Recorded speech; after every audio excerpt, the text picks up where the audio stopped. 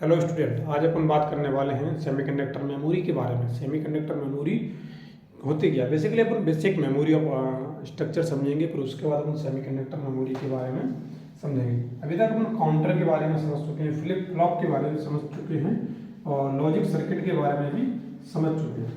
तो semiconductor memory जानने से पहले अपन बेसिक मेमोरी का स्ट्रक्चर समझते हैं।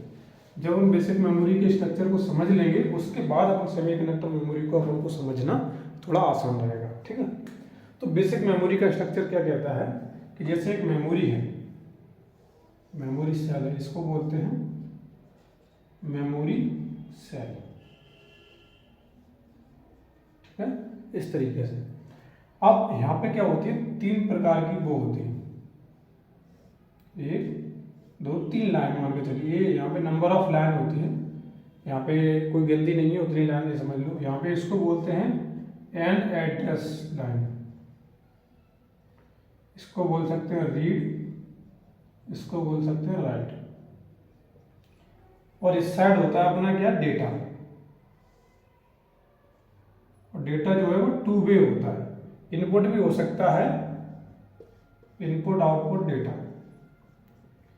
तो बेसिक मेमोरी का स्ट्रक्चर क्या है, बेसिक मेमोरी का स्ट्रक्चर है एन एड्रेस लाइन, जो कि यूज की जाती है सिर्फ इसके लिए कि अपना जो भी डेटा है उसको अपन को ट्रांसफर करना है, इनपुट भी लेना है आउटपुट भी लेना है। तो अपन को उस मेमोरी सेल के अंदर भी लेना है और मेमोरी सेल के बाहर भी करना है। तो उस ट्रांसफर को करने के लिए अपन को एन एड्रेस लाइन की जरूरत पड़ती है, एन एड्रेस लाइन की जरूरत पड़ती है। और रीड का मतलब होता है कि आपने कोई डेटा आपके पास है, उसको आपको पढ़ना है। राइट, आपके पास कोई डेटा नहीं है, आपके पास कोई डेटा नहीं है, आपको बस उस डेटा को उसके अंदर लिखना है। किसी भी मेमोरी सेल के अंदर डाटा डालने को अपन बोलते हैं राइट, और उस मेमोरी सेल के अंदर डेटा है, उस डेटा को अपन को लेना है तो अपन बोलते हैं रीड। सिंपल सी प्रोसेस है, इसको अपन ने समझ लिया।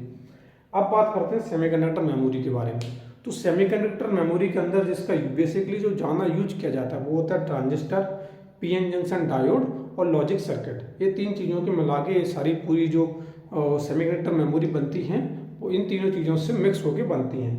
अब अगर आपको ट्रांजिस्टर के बारे में मालूम नहीं है और पीएन जंक्शन डायोड के बारे में मालूम नहीं है, बेसिकली ये डिजिटल का कोई पर्टिकुलर टॉपिक नहीं है, लेकिन इसको बोल सकते हैं कि अभी ये प्रोग्रामिंग की इस एस्पेक्ट में नहीं है। लेकिन ये 12th क्लास से अगर आप आए तो आपने 12th क्लास के पढ़ा होगा कि पीएन जंक्शन डायोड क्या है और ये एमीटर किस तरीके से होते हैं, कलेक्टर किस तरीके से होते हैं। तो इस चीज़ें को अगर आपको मालूम है, आईसी सर्किट अगर आपने पढ़ी हुई है, तो आप इसको आसानी से सेमीकंडक्टर मेमोरी को समझ पाएंगे। ठीक है, अब सेमीकंडक्टर मेमोरी की बात करें तो सेमीकंडक्टर मेमोरी के अंदर बेसिकली दो मेमोरी होती है, वैसे चार होती है लेकिन दो ऐसी हैं जो सबसे ज़्यादा यूज होती हैं। एक कौन सी, ROM read only memory, read only memory. दूसरी है RAM random access memory.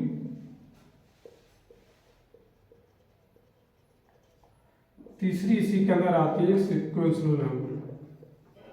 Basically इसके कोई टाइप नहीं है सीक्वेंशियल मेमोरी के, लेकिन इन दोनों के बहुत टाइप है। तो इसके लिए एक दूसरी आती है CAM, नहीं CEM होता है या CAM, ऐसे कुछ होता है। कंटेंट को एडिटेबल करने की मेमोरी होती है, नहीं CAM ही होता है, कंटेंट एड्रेस एबल मेमोरी। तो इस तरीके से चार टाइप की मेमोरी सेमीकंडक्टर के अंदर लाई करती है, रोम, रैम, सीक्वेंशियल और कैम। तो रोम और रैम आप पहले भी कई बार पढ़ चुके हैं, लेकिन फिर भी मैं इसको आगे रोम और रोम के जो टाइप है उन सबको एक्सप्लेन करूंगा आने वाले वीडियो में। तो रोम का जो बेसिक नेचर है वो क्या है कि नॉन वोलेटाइल है। अब नॉन वोलेटाइल का मतलब क्या है, इसका बेसिक नेचर क्या है, ये वोलेटाइल है। मतलब इसका कनेक्शन पावर के साथ है, इसका कनेक्शन पावर के साथ है भी और नहीं भी, लेकिन इसका डायरेक्ट कनेक्शन है, डायरेक्ट विथ पावर। जो मैंने आपको बोला ना कि एमीटर और कलेक्टर आपने सेमीकंडक्टर के अंदर पढ़े होंगे कि वोल्टेज को एमीटर और कलेक्टर के रिस्पेक्ट में अपन रखते हैं, करंट को भी रखते हैं, तो उस सब का यहाँ पे बहुत ही ज़्यादा यूज होता है। इसीलिए वो current with direct with power और डायरेक्ट और इनडायरेक्ट दोनों ही तरीके से इन्फ्लुएंस होने वाली, डायरेक्ट और इनडायरेक्ट विद करंट और पावर, कुछ भी बोल लो यहाँ पे, तो एक डायरेक्ट और इनडायरेक्ट दोनों तरीके से रहती है, एक डायरेक्ट ही तरीके से रहती है। अब यहाँ पे क्या होता है, यहाँ पे जैसे आपने जैसे ही पावर ऑफ करी, यानी कि लाइट को आपने ऑफ किया, फिर उस कनेक्शन को आपने तोड़ दिया, तो रैम के अंदर जो बाय डिफॉल्ट जो एक्शन चल रहा है वो एक्शन परफॉर्म नहीं होगा और वो एक्शन टर्मिनेट हो जाएगा, वो एक्शन खत्म हो जाएगा। लेकिन ये मेमोरी क्या कहती है, रीड ओनली मेमोरी क्या कहती है, कहती है आपने मेरी मेमोरी के अंदर डेटा डाल चुके हैं आप, अब आपकी कनेक्शन आपका पावर के साथ है या नहीं है इससे मुझे कोई मतलब है ही नहीं।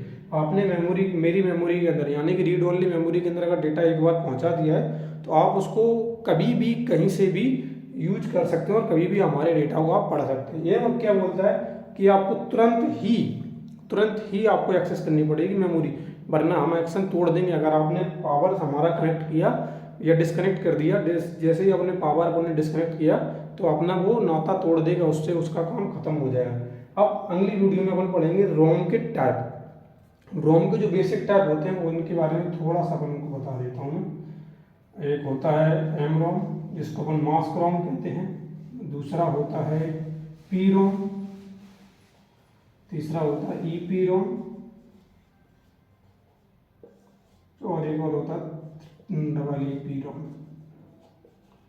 फ्लैश रोम भी होता है इसके अंदर, तो उसके बारे में भी अपन पढ़ेंगे। तो बेसिकली इन सब के बारे में अपन को अगली वीडियो में पढ़ना और समझना है कि किस तरीके से ये चीज़ें काम करते हैं। तो आई होप आपको वीडियो पसंद आई होगी। तो वीडियो पसंद है वीडियो को लाइक, चैनल को सब्सक्राइब करें, और जब तक के लिए love you and thank you for watching this video.